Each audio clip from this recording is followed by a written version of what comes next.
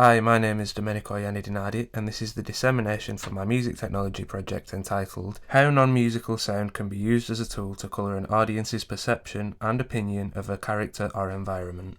I chose this subject as it's something I find very interesting, but also a subject I believe to be relatively underrepresented in terms of research when compared to how music is used in a similar manner. A sentiment shared by Grimshaw, who says, "There has been surprisingly little work on the association of emotions with sound, that is, sound effects as opposed to music or speech." In my project proposal, I set out a series of objectives, most of which I'm happy to say I fulfilled. I carried out research into characterization, how non-musical sound can help with characterization. I looked at professional techniques in this area, and used this research to inform my own research, applying it to the 4 film clips that I ended up using as part of my primary research in tandem with a questionnaire. I completed the questionnaire and all 4 film clips with only one slight change. Where it says that I am going to do a study in footsteps and body sounds, I decided to change that to a study of the environment. I found through my research that many films use non-musical sound to affect perceptions of an environment as well as characters, and wish to reflect this in my own research. This is why my title has also changed slightly from its previous iteration in the project proposal. Here we find the milestones that I also set out in the project proposal, most of which were stuck to, but some of which fell a bit behind the dates. This was, however, a very helpful tool in organising my workflow. The first part of the project explains all of the findings I made from my secondary research, within which I used information from various books, journals and online sources, as well as interviews with industry professionals such as Craig Berkey, Timothy Barquez and Walter Murch.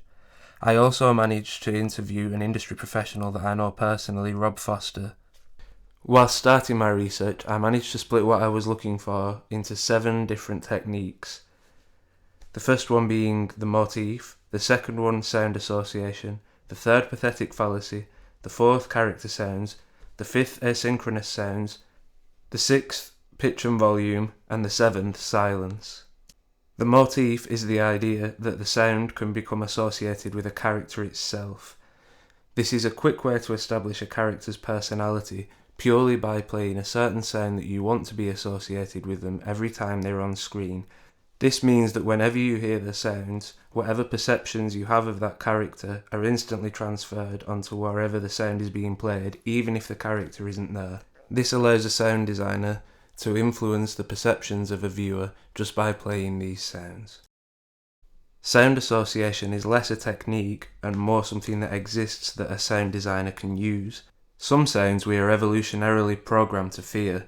This is something that we've evolved to keep ourselves safe, and it's usually loud and abrupt sounds that cause a negative reaction in our heads. However, this means that a sound designer can cause the same negative reactions just by playing sounds similar. So whatever character we hear synchronizing with these sounds, we immediately associate with those responses. The same can be said for sounds that we have learnt to associate with things, either from our memory or our culture. But it is worth making that distinction, as people from different cultures may have different associations with different sounds to those in our own culture. Pathetic fallacy is a device that has been used for years and is essentially just using the environment and what we associate with the sounds of the environment to imprint on the audience how we should feel about a character or a scene that something ominous may be happening in. The most obvious example of this would be using a thunderstorm to reflect a character's angry personality.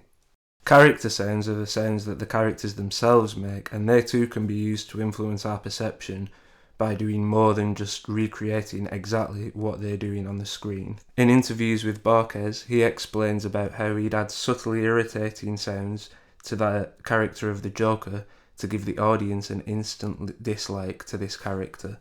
Another way to influence people's perceptions with character sounds would be to use that of eating. Most people find the sounds of eating quite disturbing, and as a result, exaggerating the sound of a character eating can cause an audience's perception of this character to become negative very quickly. Asynchronous sounds are essentially the opposite of this, using the sounds of the environment to influence how we feel about a character.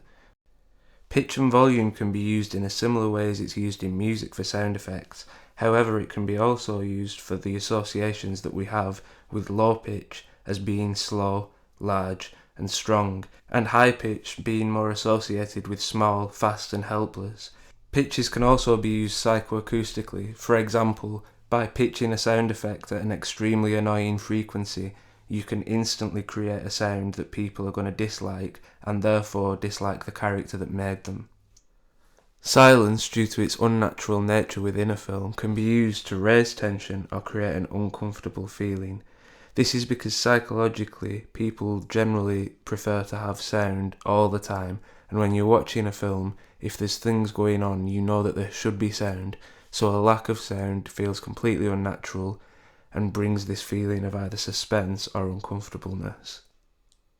For the questionnaire, I decided to keep the questions quite simple and made sure that they weren't leading questions so as to get the best results.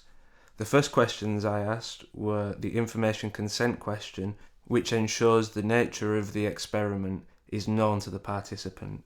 The next questions were about the gender and the age of the participant. I was initially going to use this to compare data sets between different groups, however I don't believe I had enough participants to do this effectively and chose not to. In the end, I had 29 participants for the test. For each film, I asked the same questions, which were, on a scale of very positive to very negative, what emotional response did the participant have to the atmosphere of the restaurant, the female character, and the male character. I then asked them to expand on why they felt this way. I did this so that the first part of the question could be easily quantifiable and put into graphs, and then had the second question to clarify people's responses, as the wording of some of the answers may have been open to interpretation by the participants. I created all the soundscapes for this film clips in Logic Pro 10, using industry techniques that I'd learnt on my year in industry, such as separating each track by the character and the nature of the sound. You can see that there's atmospheric sounds, there's spot sounds for each character, and then there's different sound effects, all labelled. The first film clip was made to be as neutral as possible to provide a 0 point for the rest of the film clips. This meant that I created the spot effects as naturally as possible, trying to recreate what was on the screen as much as I could, and the ambience is unedited crowd noise, meaning that it is as natural and clean as possible. Most of the responses I got implied that it was neutral. However, due to the wording of my questions, many people were putting positive and were explaining in the comments that the neutral sounds of the environment were nicer to them than no sounds at all. The second film clip I created stressed corporeal eating sounds to create a negative view of the female character. This plays on the idea of misophonia. I referenced a scene in Fargo where an antagonist is seen eating and can be heard to be chewing very loudly. This was made to negatively characterise that character, and I wish to do the same with mine, which is why I will show you first my clip and then that clip to compare the two.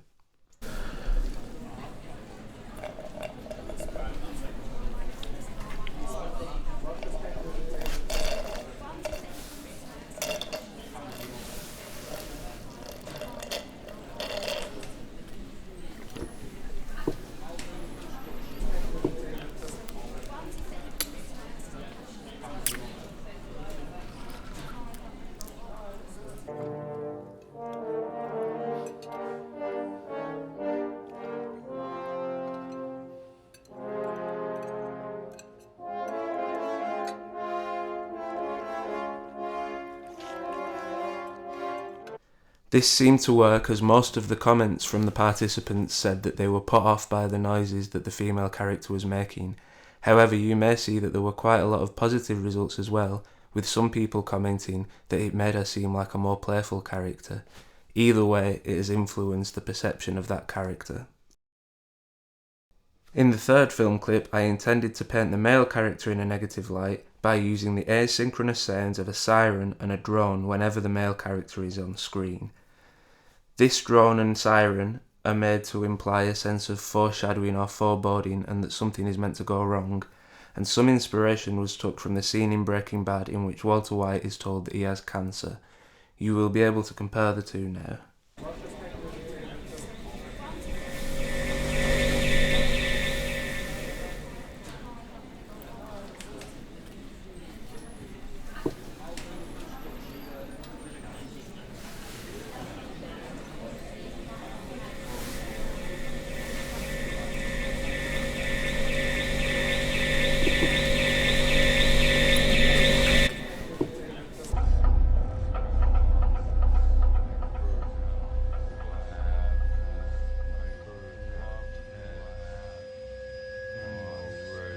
recommend. I just like to have the line go on as a result of listen more, just how everything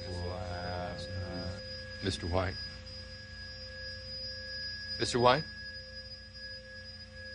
Yes. You understood what I've just said to you. In both of these clips, the asynchronous sound effects go some way to characterise. In Breaking Bad, it shows the audience that there is something wrong and yet makes them sympathise with the main character, whereas in my film clip, it told the audience that there was something wrong but made them more likely to fear him, as was shown in the results, as there was a high negative response to the male character, with most comments saying that the noise made them feel uncomfortable, scared, something was going to go wrong, and that the male character was about to do something. For the final film clip, I wanted to be able to test the use of silence in influencing an audience's perception of an atmosphere by creating a sinister and atmospheric atmosphere by taking out all the background noises and only leaving in the spots. This was supposed to create a suspenseful and negative view of the scene, and was inspired by a scene in Once Upon a Time in the West, which uses a similar technique to the same ends.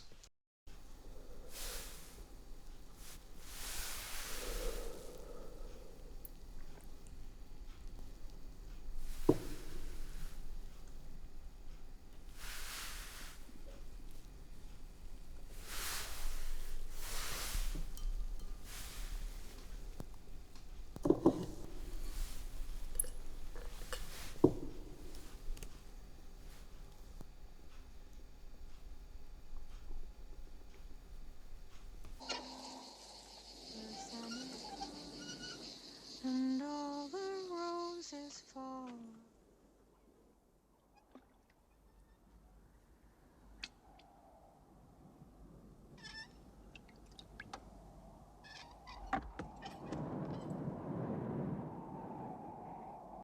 This also appeared to work quite well, with audiences giving the most negative results for the atmosphere of the restaurant, and one participant saying that the lack of background noise made the scene more intense and gave him expectations of something that was about to happen.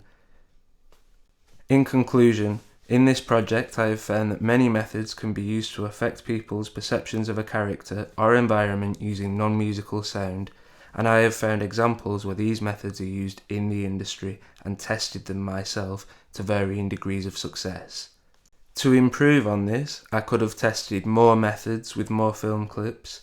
A larger sample base would have given me better results, and I could have also tried to create positive responses wherein I only created negative responses for this, just to see if they were as effective.